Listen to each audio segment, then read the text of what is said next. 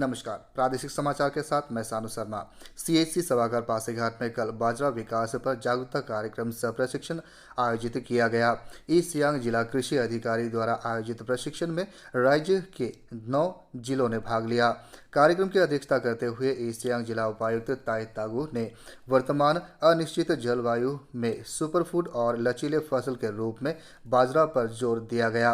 प्रशिक्षण कार्यक्रम के दौरान कृषि महाविद्यालय पासीघाट ने निकट भविष्य में जिले के किसानों के विकास और कल्याण के लिए कृषि विभाग के साथ मिलकर काम करने पर सहमति व्यक्त की।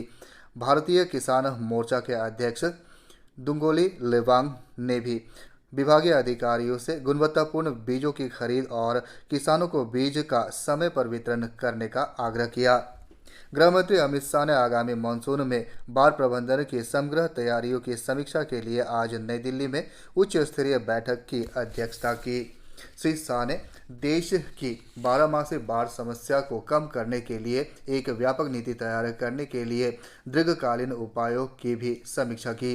उन्होंने कहा कि प्रधानमंत्री नरेंद्र मोदी के नेतृत्व में आपदा के दौरान जानमाल के नुकसान में कमी के प्रयास किए जा रहे हैं। उन्होंने कहा कि वर्तमान में मौसम विज्ञान विभाग और केंद्रीय जल आयोग 5 दिन के लिए वर्षा और बाढ़ का पुनः अनुमान दे रहा है। गृह मंत्री ने कहा कि इससे अगले मानसून तक 7 दिनों के पुनः अनुमान तक विस्तारित किया जाएगा ताकि बाढ़ प्रबंधन में और सुधार किया जा सके। श्री शाह ने अगले वर्ष मार्च तक एक व्यापक सॉफ्टवेयर विकसित करने का भी निर्देश दिया। गृह मंत्री ने अधिकारियों को देश के प्रमुख जल ग्रहण क्षेत्रों में बाढ़ के पुनः अनुमान और जल स्तर में वृद्धि के लिए अस्थायी प्रणाली बनाने के लिए केंद्र और राज्य एजेंसियों के बीच समन्वय को मजबूत करने का निर्देश दिया। उन्होंने कहा कि वर्तमान मौसम में अनुमानित नदी के स्तर की निगरानी प्रति घंटे के आधार पर की जानी चाहिए। श्री शाह ने सभी संबंधित हितधारकों से बाढ़ से पूर्व तटबंधों की निगरानी, निकासी और अस्थायी आश्रयों सहित उचित उपाय करने को कहा। केंद्रीय शिक्षा मंत्री धर्मेंद्र प्रधान ने आज नई दिल्ली में विश्वविद्यालय अनुदान आयोग समवत विश्वविद्यालय संस्था विनियम 2023 जारी किया। इस अवसर पर श्री प्रधान ने कहा कि यह विनियम एक उद्देश्यपूर्ण तथा पारदर्शी तरीके से कई गुणवत्ता केंद्रीय डीम्ड विश्वविद्यालय के निर्माण की सुविधा प्रदान करेगा।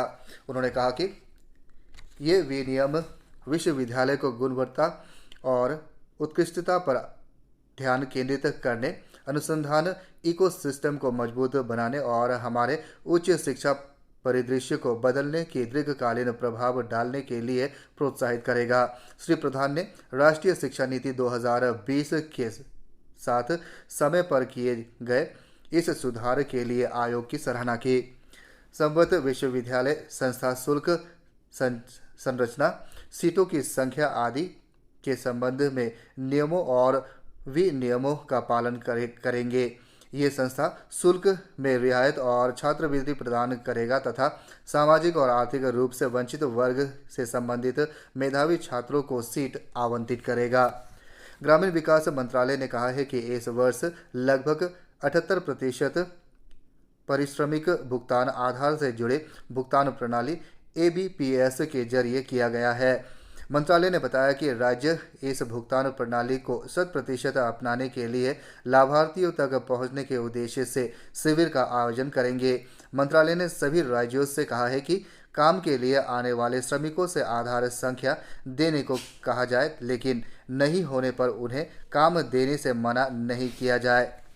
भारतीय उद्यमिता विकास संस्था के सहयोग से राष्ट्रीय महिला आयोग ने उज्जैन के विक्रम विश्वविद्यालय में देश भर की संभावित महिला उद्यमियों के लिए 100 उद्यमिता जागरूकता कार्यक्रम EAP शुरू करने की घोषणा की।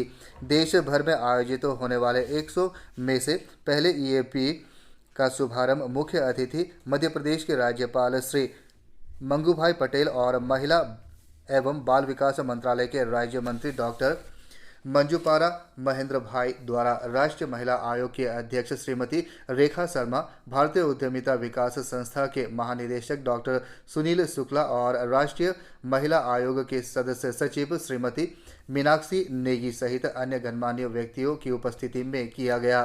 इस अवसर पर उपस्थित अन्य गणमान्य व्यक्तियों में मध्य प्रदेश सरकार के एमएसएमई और उद्योग आयुक्त सचिव IAS श्री पी नरहरि सहित राष्ट्रीय महिला आयोग के सदस्य श्रीमती ममता कुमारी, श्रीमती डेलिना खोंगदुप, श्रीमती खुशबू सुंदर और राजभवन तथा सरकार के गणमान्य व्यक्ति शामिल थे।